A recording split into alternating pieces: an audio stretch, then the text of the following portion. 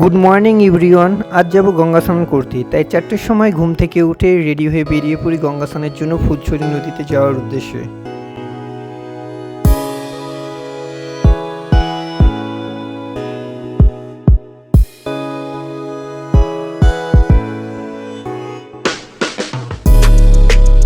অনেকক্ষণ জার্নির পর চলে আসি ফুলছড়িতে। ফুলছড়ি বাজারের মধ্যে দিয়ে চলে আসি ফুলছড়ি বাঁধের উপর। বাঁধটি নতুন দিয়েছে, এর আগের বার যখন এসেছিলাম এই বাঁধ তখন ছিল না।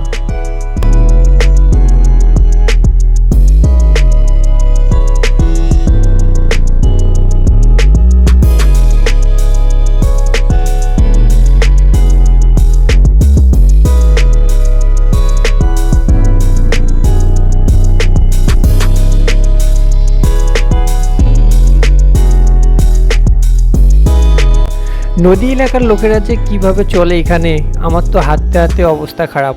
যা হোক, অনেকক্ষণ হাঁটাহাঁটির পর চলে আসি নদীর ঘাটে। তারপর ফোন নিয়ে নদীতে নেমে যাই স্নান করার জন্য।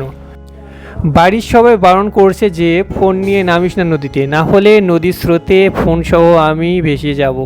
কে শোনে কার কথা, আমি ফোন নিয়ে স্নান করা শুরু করে দিই। ফোন হাতে নিয়েই 3টি ডুব দেই।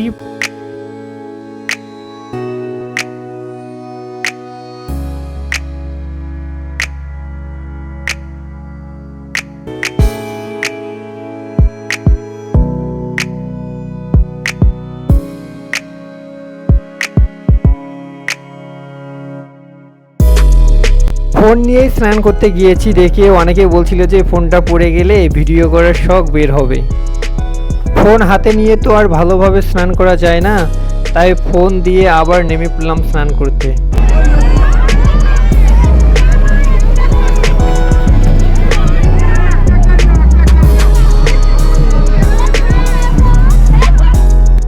নদীতে স্নান করতে বেশ মজাই লাগছিল। তারপর শার্ট প্যান্ট পরে রেডি হয়ে ছোট বোনকে নিয়ে ছোট ভাইকে নিয়ে বেরিয়ে পড়লাম মেলা ঘুরতে।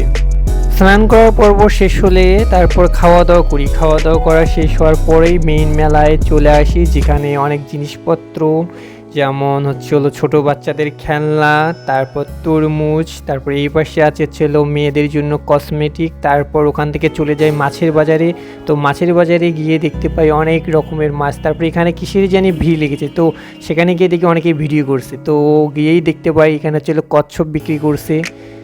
দোকানদার ভাইকে জিজ্ঞেস করলাম কত করে কেজি ভাইয়া, তো তিনি বলছিলেন যে 1000 টাকা কেজি।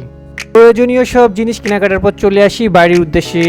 সকলে ভালো থাকবেন। আজকের ব্লগ এই পর্যন্ত, নতুন কোনো ব্লগ নিয়ে আবার দেখা হবে। ধন্যবাদ সবাইকে।